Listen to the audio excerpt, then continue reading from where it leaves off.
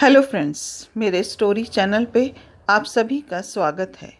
मेरी आज की कहानी है ज़रूरत पड़ने पर एक स्त्री माँ दुर्गा और चंडी का रूप भी ले सकती है। एक स्त्री की कहानी जिसने अपनी बेबसी और लाचारी को अपनी हिम्मत बनाया। सुबह के 7 बजे हैं। सुधा नहा रही है। नवरात्रि के पहले दिन बहुत काम होता है। वह सुबह 5 बजे की जगी है। 8 कमरों के 2 मंजिला मकान का झाड़ू पोंछा करने में 2 घंटे लग गए हैं। वह आंगन में नहा रही है। यहाँ ऐसा कौन है जिससे पर्दा करना है, जो बाथरूम में जाए। ताल जैसे मकान में एक वह और दूसरी उसकी बूढ़ी अंधी सास रहती है।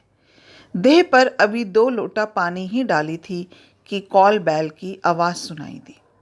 सास दरवाज़ा खोल नहीं सकती, इसलिए शरीर पर कपड़े डाल उसे दरवाजे पर जाना पड़ा। कौन है? उसने पूछा, मगर तभी कॉल बेल दोबारा बज गई। उसने दरवाज़ा खोल दिया। सुनील था। वह कुत्सित मुस्कान बिखेरने के साथ सुधा के नितंबों पर अपने हाथों का दंश मारते भीतर चला गया। धीरे से कह दरवाज़ा बंद कर वह नहाने बाथरूम में चली आई।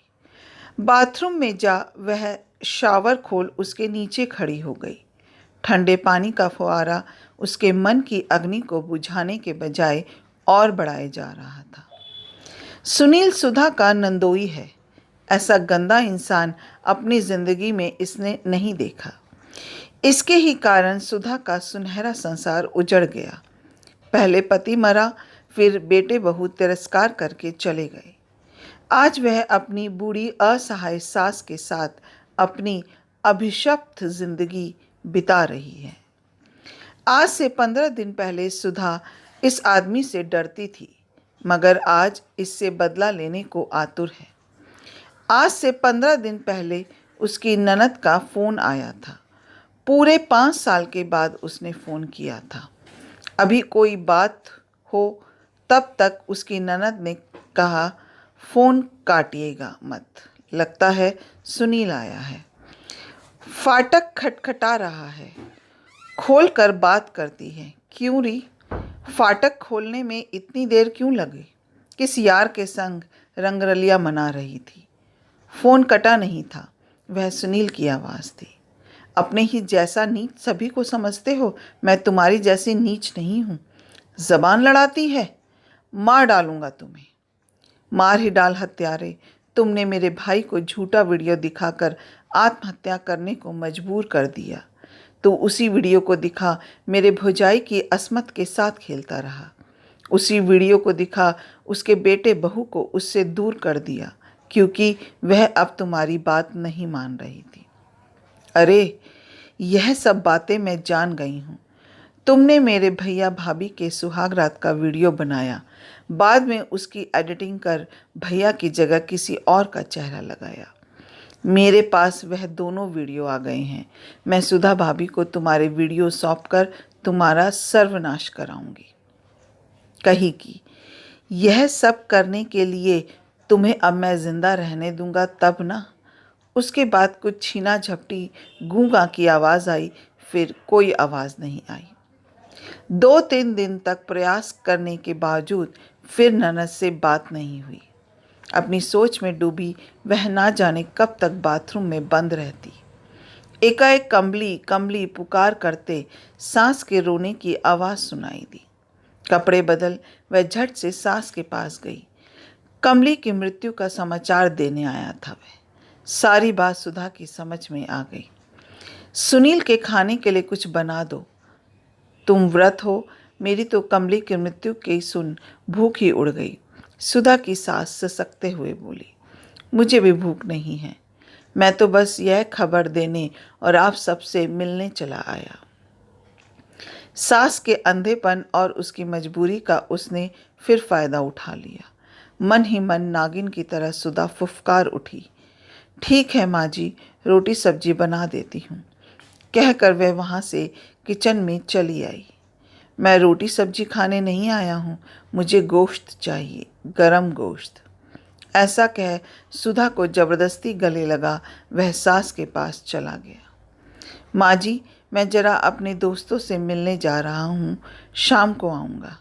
मेरा खाना गरम गरम तैयार रहना चाहिए, बहुत दिन हो गए गर्मा गर्म खाए।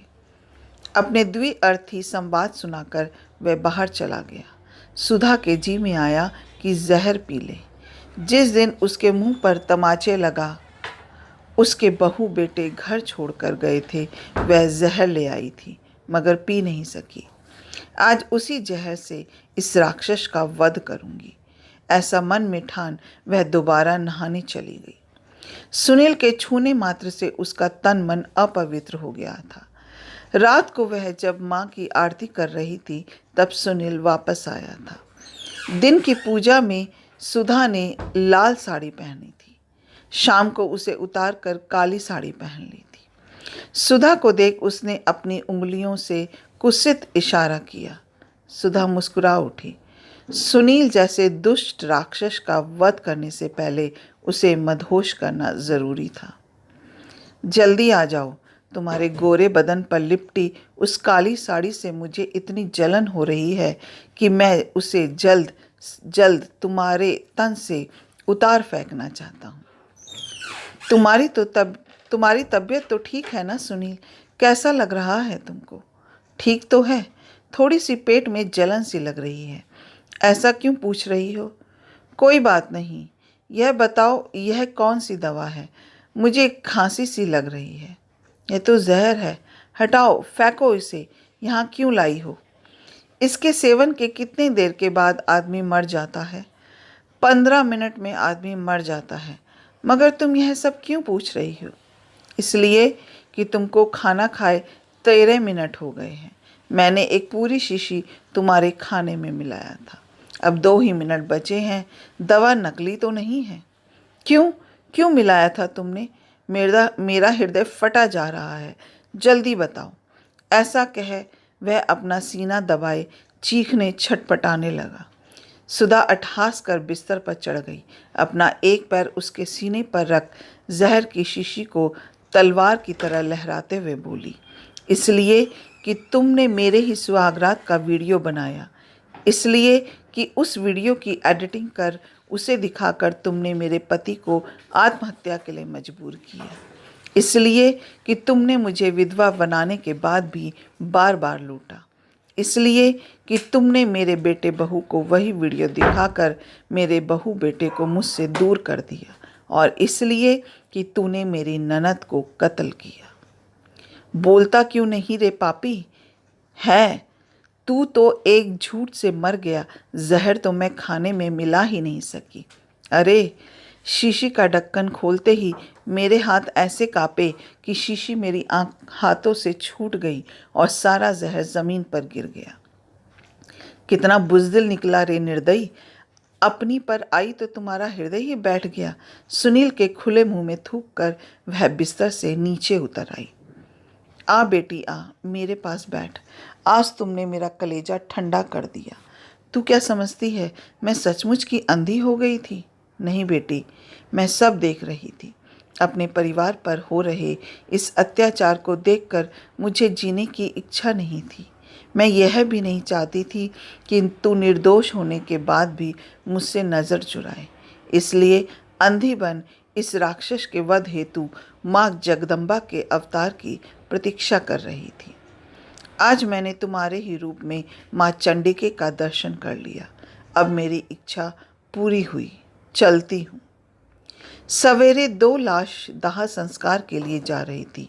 एक हृदयाघात से मरे सुनील की, दूसरी एक दुखियारी की जिसके प्राण पखेरु बेटी दामाद की मृत्यु की खबर सुनकर एकाएक उड़ गए थे।